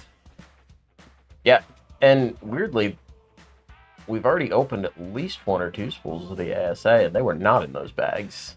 When I get Polymaker Pet G, it's usually in those bags. Interesting. I think they're just more resilient. Next spool, homie. So did you guys, were you guys just taking a shot at which color was which? Or did you actually have... Can you grab the trash box? I can. Thank you, sir. Yes, sir. It's pretty nice to just be able to freely move a box around in any direction without doxing ourselves. Yeah, this one's in one too. Well, that was also ASA. Another My Filament, My Creation. I think we might be nearing the end of the line on which Numaker sticker is which. That is so tight. Like a tiger. That is like a drum head in there. Okay. So this is the ASA light gray. Yes, which I've done a lot of light gray ASA or PLA printing. Do I have a spool of this still? Think of it. I don't believe so. We're gonna have to order more. Oh no, more filament. James said he could tell by the level of the shine. James, I started printing with some carbon fiber PET this week. I'm really excited about that. Now, that's interesting. This spool is not wound quite as nicely. I almost wonder, like, what the batch differences are. They might be doing some transitioning stuff, or maybe different filaments are made on different lines. I'm not sure. But this is the light gray ASA. Now that everybody has decent-sized, fully enclosed printers, or are working on them, we're going to be doing a lot more projects in ABS, ASA, and hopefully some nylons soon. I'm hoping to get my hands on some nylon. My downside is Nylon is expensive. Very expensive. So, the Numaker's light gray ASA. And this light gray of theirs is one of my favorite colors. The only downside to printing with light gray filament is it shows off any flaw in your print so strongly, it's not even funny. Light gray just shows things like crazy. That's one of the things that I think is actually really cool with the Polymaker Cos PLA. There's stuff that's designed to be sanded for cosplay items. Being light gray kind of shows you where you need to sand, which I think is cool.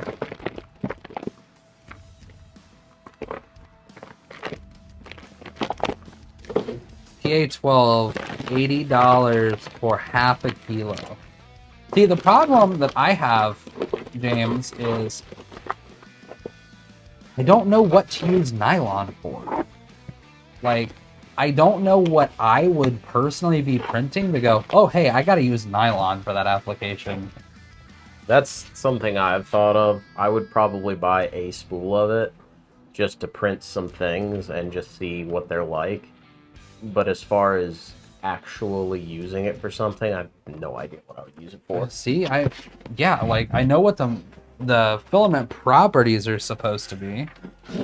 I'll let you decide, because I personally find all four of these to be kind of exciting. So I'll let you decide. I'm personally very excited about this rust copper. Okay, so that's what we're doing next. Builder's Mark says to put it in our put it in the weed eaters. Not a bad idea. Oh? Did we get a new one? Oh ho ho! Spool of joy. It's a different direction too. I wonder which one of these is the newest. I'm trying to collect them all. So hopefully we have some more of those. It even says, ooh. I hope we have some more of those. Interesting. That is some good looking filament right there. That's definitely rusty color. Kind of like a creamy milky brown. I wonder what that's going to look like printed. That is interesting color. I'm definitely a fan of this. James says that you could use nylon for anything that you would use PETG for. So James, why would I not just use PETG instead, since it's so much less expensive? That is a rad color. I don't know what in the world to print with that. Well, I believe this is another one of Nathan's, so we can let him figure that out, but that's fair. I will be right back. We're going to have to get a print from him. Yeah. Hang tight, guys. I'm sorry.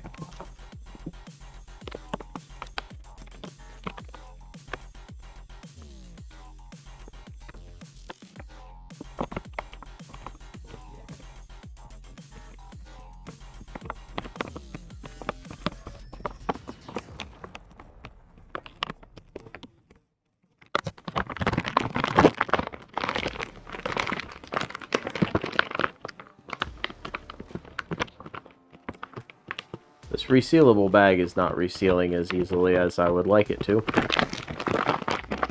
But whatever.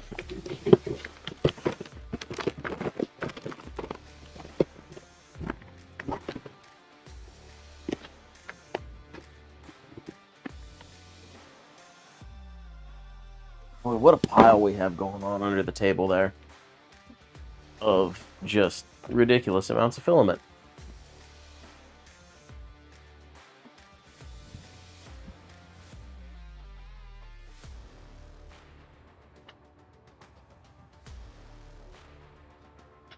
What are you doing? You want to say hi to the people? Come here. The dog is coming to say hi. Come here. say hi. Not to me. Quit knocking things over. The dog says hi.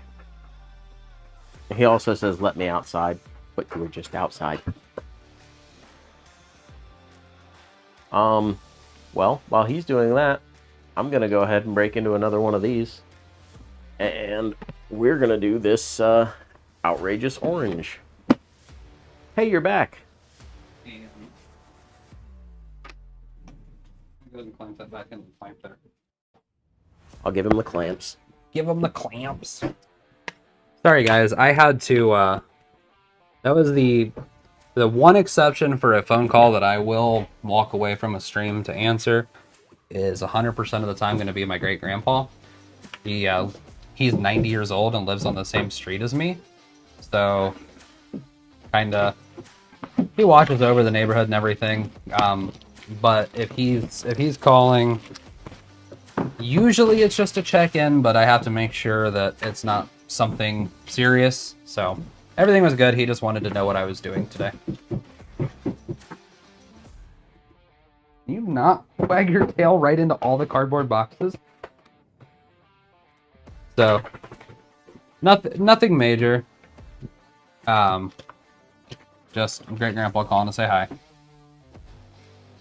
Another one of these. We did. So another brand sticker. Now something else that's kind of cool that Numaker throws in with these boxes are these little cards that show like the printing parameters. It's a nice little touch. They also tell you like what kind of adhesive, their recommended speeds and temperatures. It's kind of neat. What's really cool is if you go on their website, they actually have a cheat sheet for different slicers, different materials. Now that one's good. I've printed a lot of that. It's also printed right on the spool. Yeah. The speeds is a nice touch.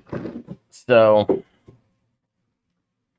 that's a very vibrant orange. Yes, this is the outrageous. And also what Rem was talking about just a second ago with the little card. It's actually right on the spool too, which I think is nice. Your nozzle temp, bed temp, printing speed. I'll let him out. Cause he's Chewbacca-ing. He is Chewbacca-ing. Yeah, my dog tends to make noises like he's Chewbacca when he wants to go outside, which is both adorable and incredibly annoying. It's mostly annoying when he does it right into your face.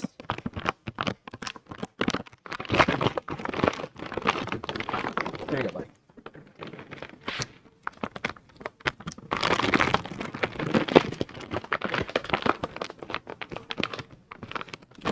So if you guys didn't already know, I think I mentioned it earlier in the show, but if you use promo code RTMS at checkout with Numakers, you'll save 5% off on your order, which, where we live, that's most of the sales tax. Not to mention, if you order more than 10 spools, and we found out it doesn't have to be 10 spools of PLA, it can be 10 spools of any other filament. They have a 10 or more price per spool, and you can mix and match them and get PETG, ASA, PLA, whatever they have. And if you buy 10 total spools of whatever, you get the 10 plus spool price, which again brings the PLA down to $13.99 a spool. So that plus, again, RTMS at checkout saves you another 5%. It's cheaper to buy 10 spools than 9 spools. And I don't mean it's cheaper per unit specifically. It is actually less expensive. It will cost you less total money to buy 10 spools. Yes. So it's really cool. Yeah, James, I just, when we sent you Filament, we had set off to the side the 2 spools that you had won early on. And it wasn't going to be that orange. I wanted that too much. I'm really particular about orange filament because it's really hard to find the orange that I'm looking for. They all look great on the spool, Once they start printing, they end up so much lighter, and I did not really experience that with that Numaker's orange. One next.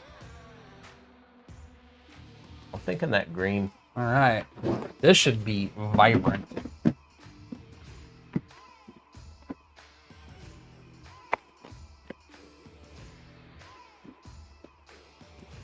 Crunchy, crunchy microphone. Should be vibrant. Oh my gosh. Lord have mercy. This is still in the packaging. So, fun little... Oh, wait. You weren't on that view. There you go. So, still in the box. Or still in the bag. Words are hard. Yeah, that is like glowing through this bag. So, fun little factoid. The very first spool of PLA that I ever bought was Sunlu Green PLA. I bought that at the same time that I bought my TiVo Tornado. And then I still had that spool like 3 years later. I just never printed with it. That hurts your eyes right there. Whoa. You want to talk about high vis. Buddy, that'll brighten a room. Yeah, that is like, that is vibrant. Oh, I am excited to see prints in that. Yeah, for sure. Whoa. This might be like the coolest green that I've ever seen. It's definitely the brightest filament I think I've ever seen. Wow, that should have a warning in the bag. Yeah, sunglasses required for printing in this filament. No, James, way brighter than mint. That is potent. Yeah, that hurts your eyes if you're not careful. Deanna, when you said you bought some of that, are you talking about the Sunlu Green that I was talking about? Yeah, James, that is PLA. That's PLA Plus specifically. Oh, almost forgot. I've got nice, literally little piles. This is the most organized I've ever been with anything in my life. Another addicted to Numakers. Addicted to Numaker. That is potent. While you finish that off, is Monster still outside? Well, if he's not, he learned how to open the sliding glass door. Put him back in. Yes, Steven, that is 100% yes. That does look like pop green, which I have. Oh, I forgot I had a spool of that. Thank you for reminding me, 'cause that stuff is awesome.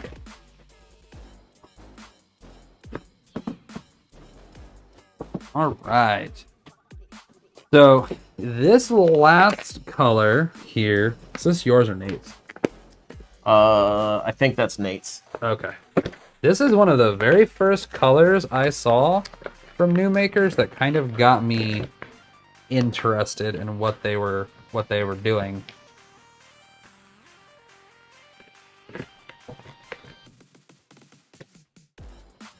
This knife is terrifyingly sharp. Well, Nathan owned it for more than 5 minutes. What do you expect? Yeah, that's fair.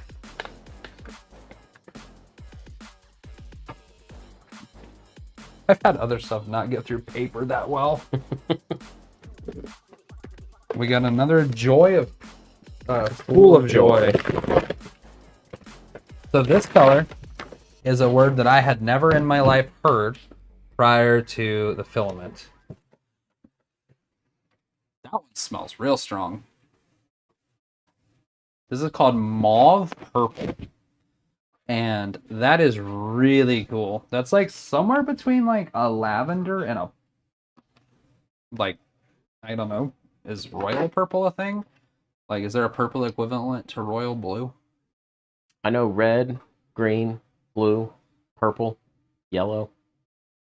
Okay. When you start getting into colors called weird words like mauve, I don't know what that is anymore. I don't either, but I like this a lot.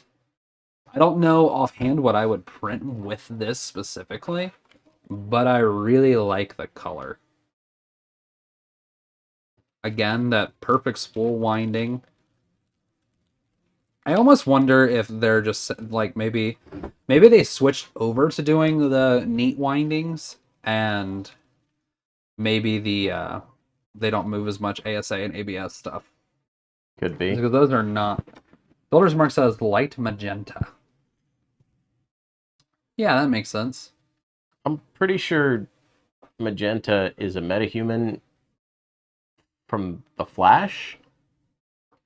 Rose purple. That's a good name. But another one is magenta. I'm not really sure what that color. Couldn't pick it out of a lineup. Magenta is like a really red heavy purple. Yeah, that is gorgeous. I'm kind of jealous. I'm gonna need to order more filament. Buddy, you're gonna need a rep rack. Listen. To be fair, Nathan ordered the most filament. Nathan did order the most filament. Right now, you have more working printers than him. That is true. Yeah. I've got him beat by one. Oh, man. That's a good color. I'm excited for that one. So, I want to show you guys something cool. So, you guys remember last week, we unboxed the P1S and the K1C. Part of the review for the K1C that we're working on is the reason for the C in K1C is carbon. So they're saying that the printer is ready to go for carbon fiber. Okay, well, frankly, all you need to be ready to go for carbon fiber is a hardened nozzle. But I wanted to put their claims to the test. So I printed this case for my LTT screwdriver. You can get yours at lttstore.com. So this is Voxelab dark blue carbon fiber PETG. And I went with carbon fiber PETG because I wanted it to be resilient enough in terms of like temperature that I could leave it in my car and not worry about it deforming. I wanted it to be fairly strong, and PETG has some flex to it, but the carbon fiber strands should make it more rigid. So the rigidity and flexibility kind of offset each other, so I'm hoping it gives it a touch of impact resistance, but I think this thing printed just gorgeously. Like, I love the color. That dark blue color is phenomenal. And the hinges, we kind of went stealth mode on those. They're Polylite black ABS, and I don't have magnets or bits in here yet, but I couldn't do an LTT screwdriver bit holder without it being orange. It's on brand, and I think these printed really well. There's a little bit of stringing, which I'm not super worried about. Some slight surface artifacting, again, not super worried about it. I was at the end of a spool of filament for these, so I've noticed that as you approach the very end, when the filament's under a lot of tension, things get a little bit weird. But oh my gosh, that's that bright orange, and the screwdriver fits just perfectly in here. You guys probably couldn't see that. Pro tip, because I also printed one of those, you have to orient the screwdriver perfectly. Yes. Or it will not close. Now, the top and bottom layers, specifically the bottom layers, they're darn near perfect, but you see there's these bright spots. That was just a little bit of lifting. PTG kind of sucks to print with, if I'm being honest. I thought that was like foil on the bottom of that. No, so the build surface from the X1C leaves a little bit to be desired, in my opinion. Like, I love that you get a matte finish, but having to use a glue stick, you can see evidence of that, and then you can see some ghosts of previous prints on the bottom of this. You catch it in the right light, you can see stuff that I printed immediately before this, which I don't super love, but I'm happy overall with the quality of this box, and it's a functional part that just, it feels strong and substantial in the hand. Builder's Mark says all the Polymaker stuff, his brain is stuffed with colors. And James said the high vis inside is awesome. I agree. Like, I was torn between doing my bit holders in this orange and some glow in the dark that I have. I thought that it would be a nice touch for part of the review as well to print some glow in the dark filament. I haven't used a lot of glow in the dark because in most cases, glow in the dark filament is going to be more abrasive than carbon fiber filament is. And I don't print a lot with it. I haven't because, well, most of my machines didn't have hardened steel nozzles.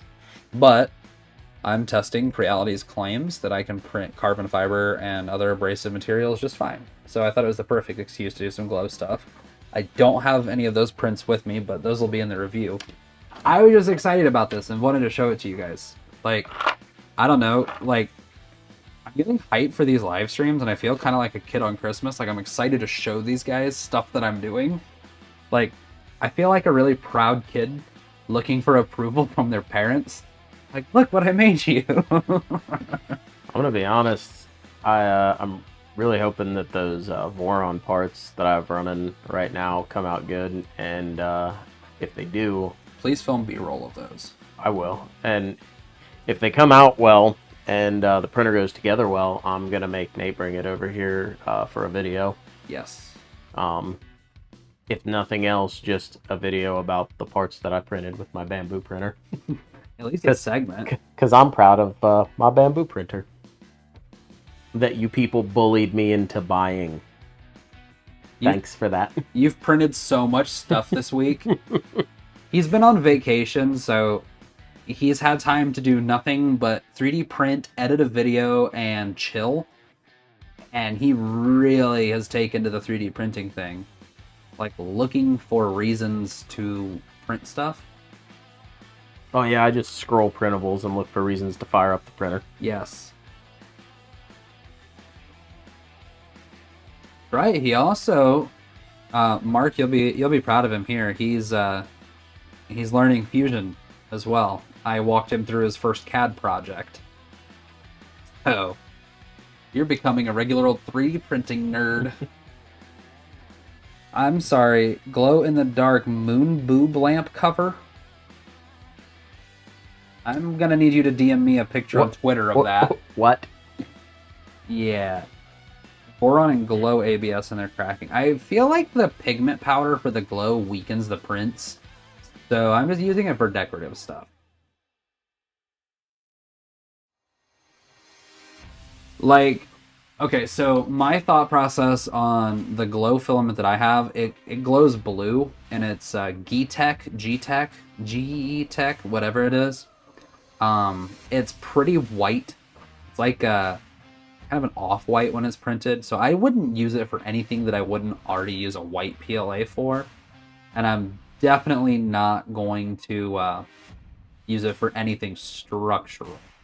Like, it's already hard enough to get a glow into it, and it does glow for a good long time once it's got enough light.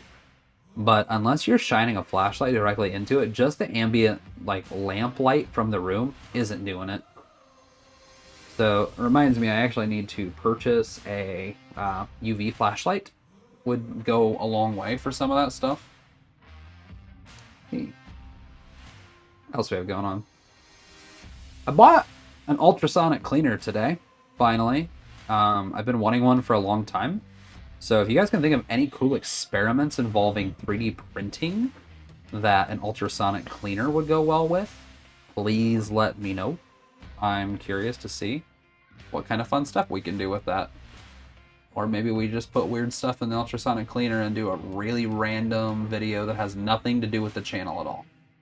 The best part about the ultrasonic cleaner is that when you turn it on, it sounds like if you touch the water, you'll die. It's terrifying. It makes a noise that makes you think, like... That's pure electricity. Yeah, scenes in movies where a body of water is electrified, it makes that noise, and it's terrifying. I fought every urge to put my hand into it. I didn't have the urge.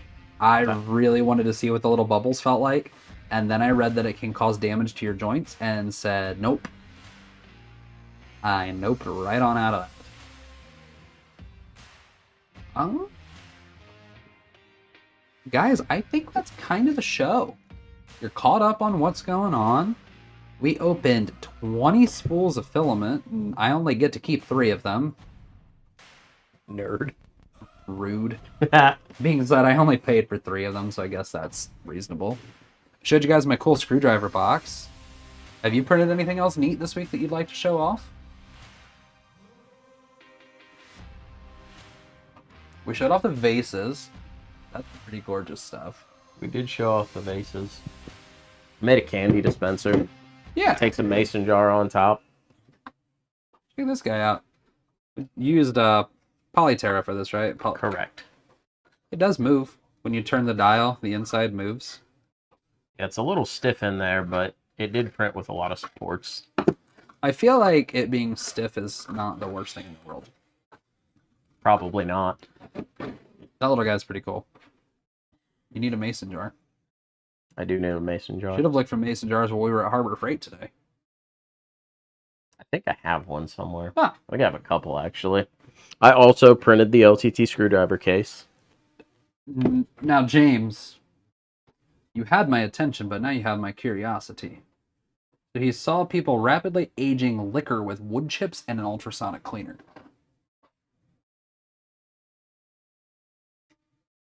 I'm very curious to know how that works. This might be an activity for Nathan's house. Interesting.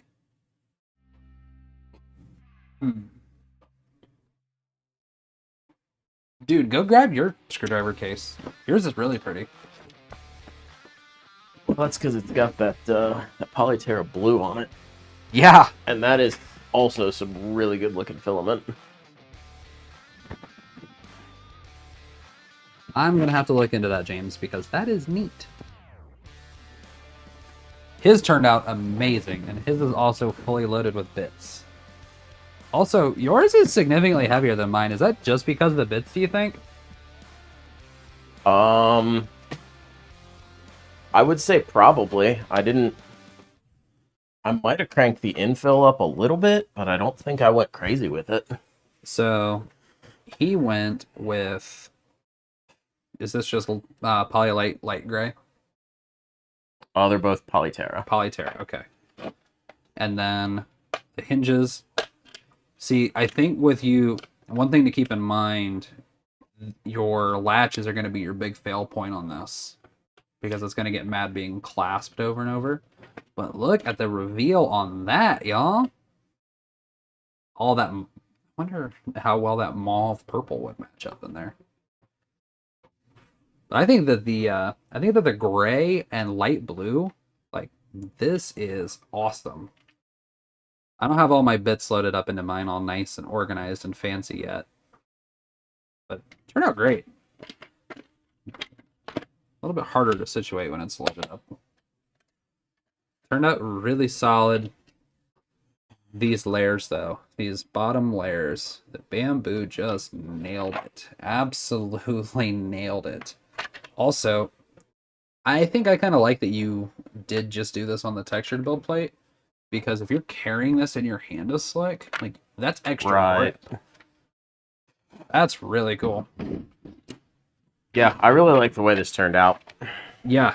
And also, it is nice to have all of the bits just stored with the screwdriver instead of in those little cardboard things they come in wrapped in a rubber band. Super secure storage. Yeah. Oh, man. Alright, guys. Well, I think that is genuinely the last of the things that I can even remotely think of to show off. But I do know that I'm hungry. I'm gonna shamelessly plug the channel here a little bit. Did you put a merch link in there? I did. Check this out, guys. If you type Bang Merch into chat, which, by the way, the chat bot's fixed. I bought a domain name. If you guys go to rtms.tech, you can check out our storefront and see all the cool stuff that we have. I have some shirts on the way that I ordered, and you know what? I want to show you guys. My grandpa has a he actually ordered all of our merch so he can see what everything looked like. Let's see here. Where's that picture? Is it in this chat?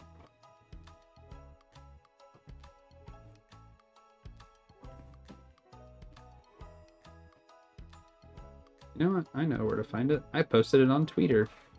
Yeah, James, send me that liquor video on Discord, or hey, I think you just did on Twitter. Perfect. Trying to find my post with our awesome merch. I'm actually really happy with how good it looks.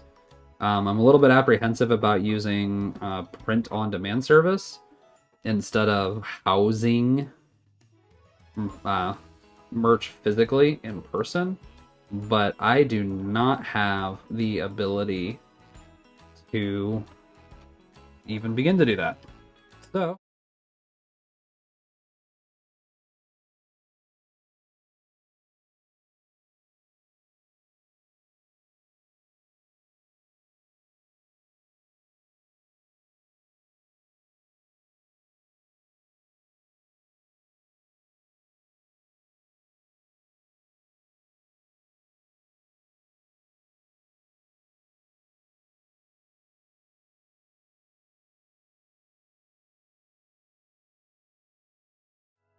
Actual quantifiable value out of buying merch, because you get a shirt or a hat. that's true, and also there's not very much profit on the shirts.